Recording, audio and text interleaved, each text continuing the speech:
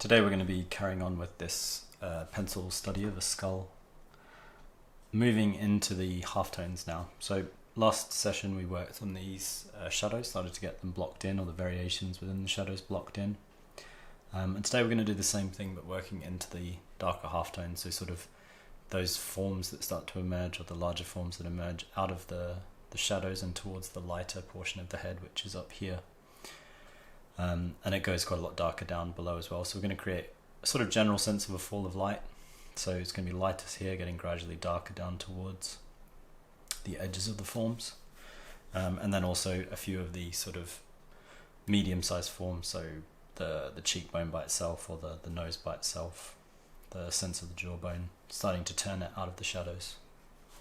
So I'm going to work kind of roughly sort of left to right, just because it's sort of comfortable for me. Obviously if you're left-handed, you'd probably want to work the opposite way around to that. Yeah, so we're not going to put any detail in, we're just working with what are called bigger forms, so starting to get it to feel more generally three-dimensional before we start to put any texture in.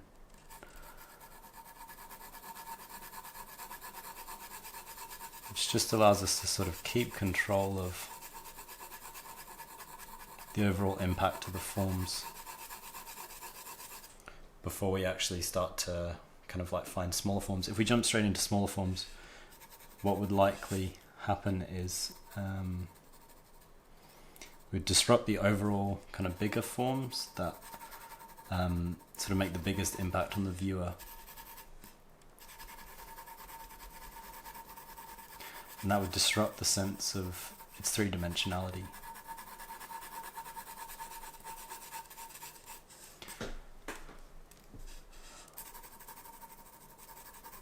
You can see I'm working lightly, still using using mechanical pencil, and this is a B I'm working with. I'll move into a slightly harder lead in later sessions when we're adding more detail.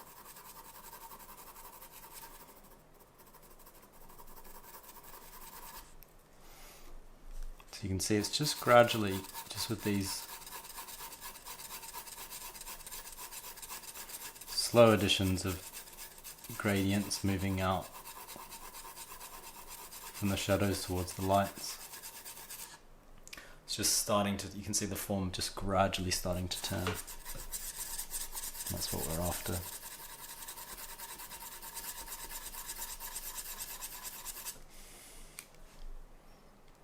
So we've got this sort of slightly flatter side plane to the head, which sort of roughly conforms to this sort of curve up, matches that shape on the other side. So we're going to give a sense of that, because that is actually quite a large, significant form going on. But generally we're just going more for that kind of egg shape that the skull has.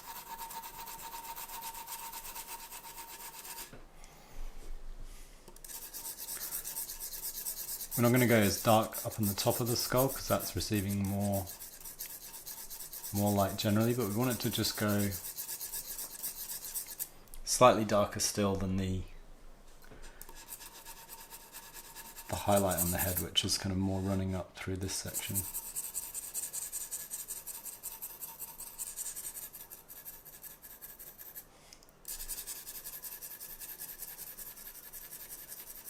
I'm working very lightly, barely touching the paper. If you work this light, it's going to be easier to erase back into it, so there'll be some erasing that we'll be doing as well. So we just don't want to commit to anything too strong too early on.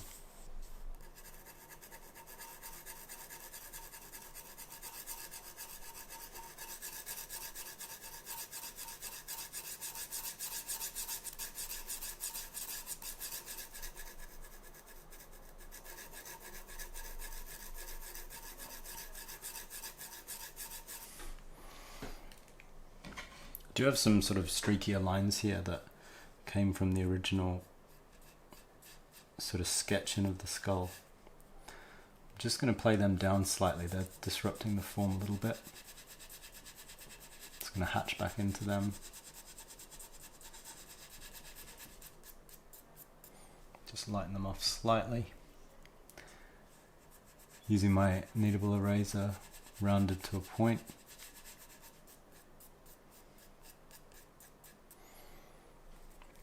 At the same time, I'm just going to pull a little bit of light into my lightest point, just making sure, or checking what the white of the paper is, so that when I'm adding my other forms around it, I can just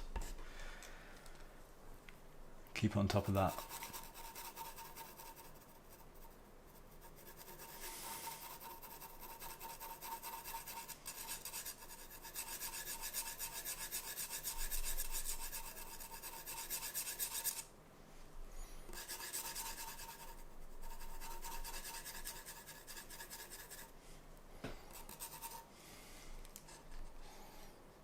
Down this front plane of the skull, it does go a little bit darker because that's sort of similar to the side plane. It's facing slightly away from the light source, so we can sort of get that in.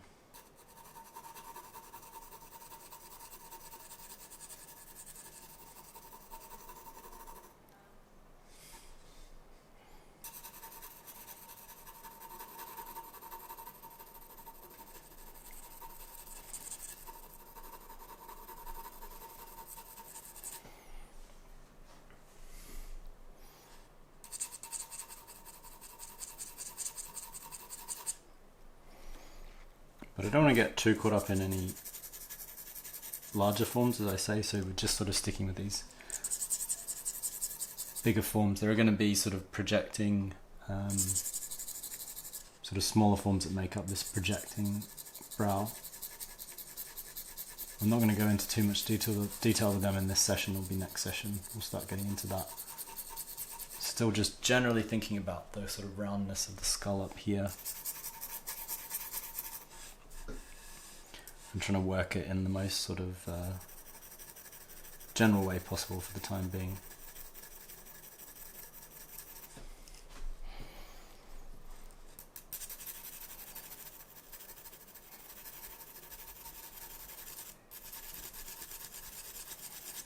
So the next thing after this will be to start getting into those medium forms. I'll give a slight suggestion of them, but I'm not going to push them fully dark until we've got a bit more in.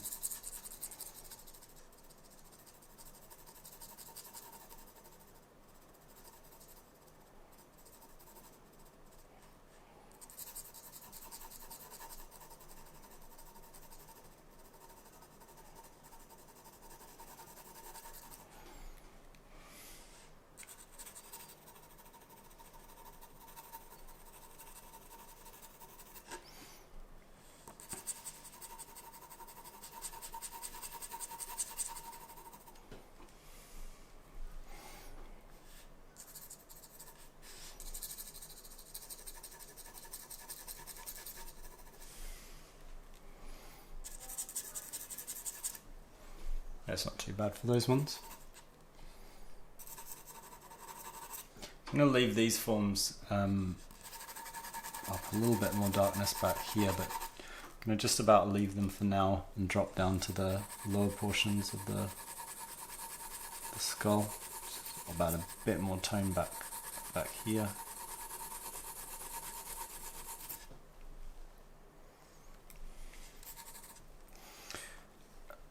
A little bit just here where it goes a bit darker as well.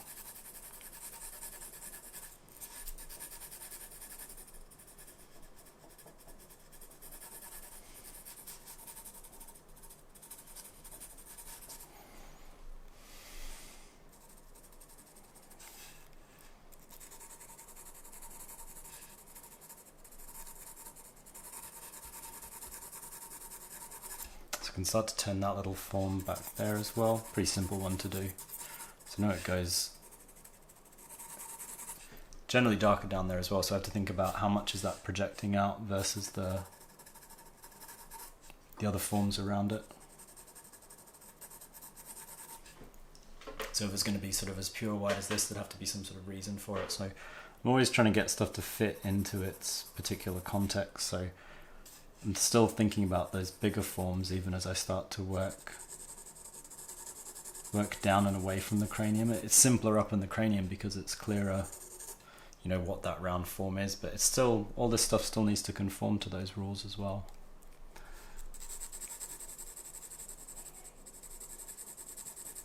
Just like down here, it's not going to quite be pure bright white as we go up in this section, just because we want that bit to glow most. Some of it goes very light, so I can work. I start adding the side plane of these forms, the little jaw forms. You know, up here is going to be a little bit of a highlight. Generally, they sort of start to curve upwards a bit around this point before dipping back in.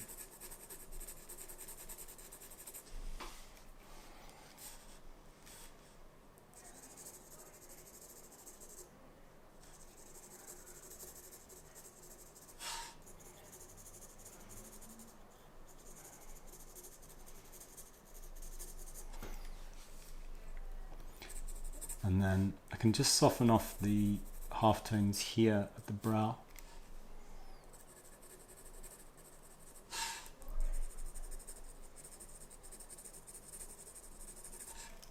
So just generally softening that stuff off.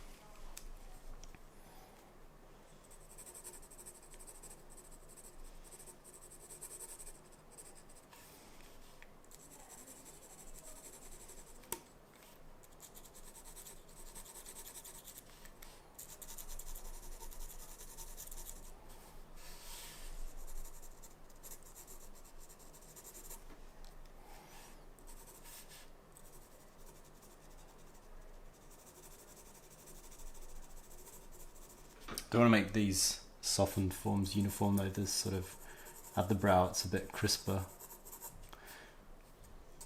And this little connecting bit, say, in between those two brows. So we'll start to suggest that. I'm not going to, as I say, not totally render that out. I can sort of work, the other thing you can do is say work just a really faint tone over everything down here, as I say, because we want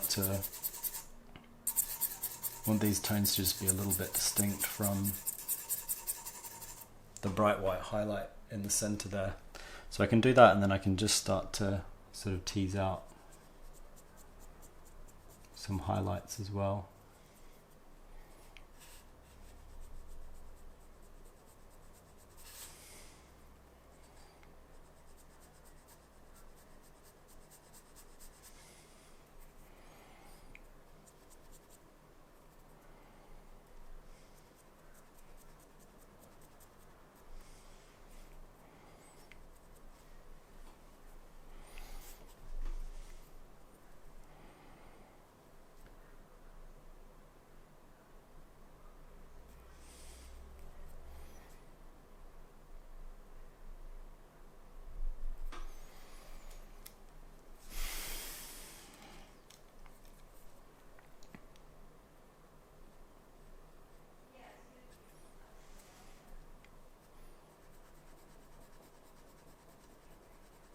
Also need to just soften back into the cast shadow that's sort of being cast from the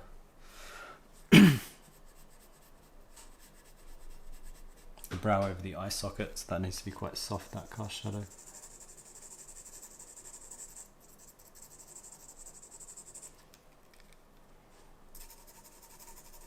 Mostly we've been working with form transitions, so sort of form halftones, and this is more of a cast shadow halftone. And then again we've got side of the nose goes a bit darker.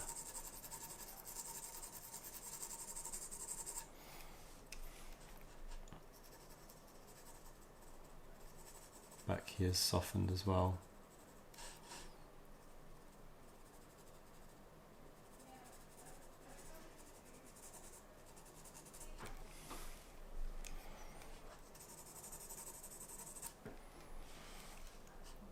And then we can start to turn again this edge.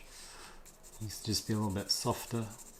So a lot of the sort of darker halftone modeling is just sort of softening a lot of edges. Starting to add larger planes of halftones where we just had white. But it's starting to make a lot more sense of the forms. But in a pretty straightforward way, like we're only working with these big forms is the important thing. Not too many little details just yet. So this top jaw, for instance, underneath the nose, is pretty much just sort of turning in this direction. I'm not going to put in all the little sort of knobs and highlights and those sorts of things just yet.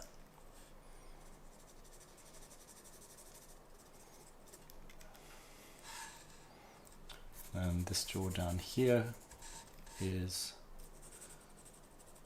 softened right at the bottom.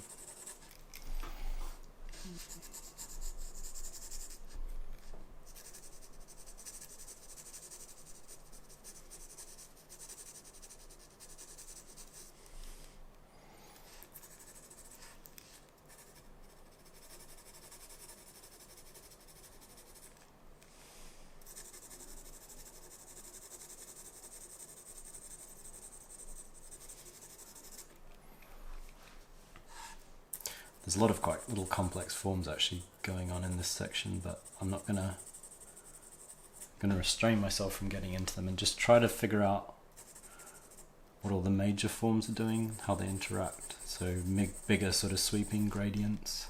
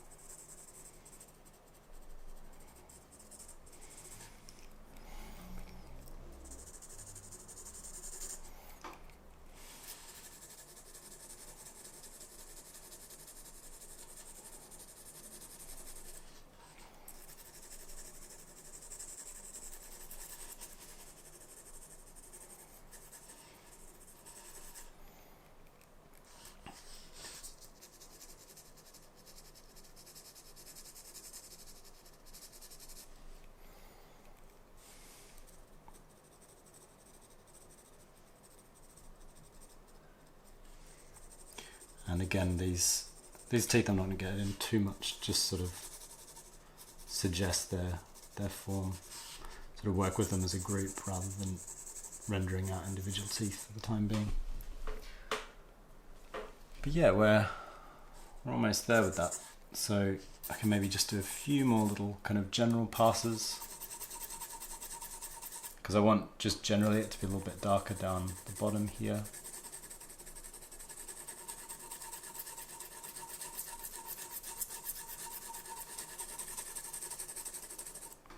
Generally darker at the back of the skull as well. So I can just do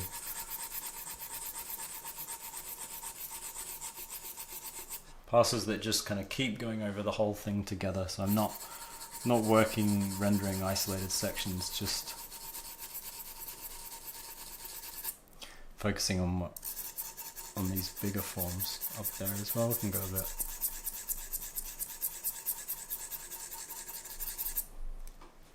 lighter. Might have gone slightly too dark there, so just erase back into it.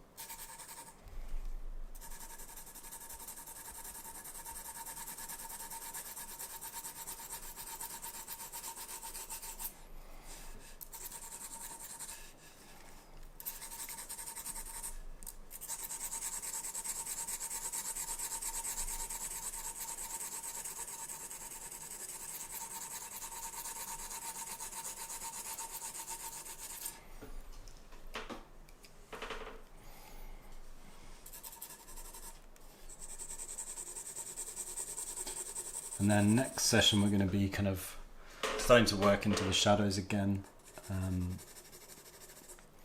just to really kind of consolidate those those values that we've been working on before moving into some details. We might get a little bit of detail in some of the sort of starting to get into smaller forms, but we may well just be kind of like making little adjustments to these bigger forms. Things like I might need to go in and just darken out some of the shadows in order to get the halftones to work a bit better, those sorts of things. So try to figure out, you know, how light or how dark my reflected lights need to be in the shadows versus the halftones, for instance.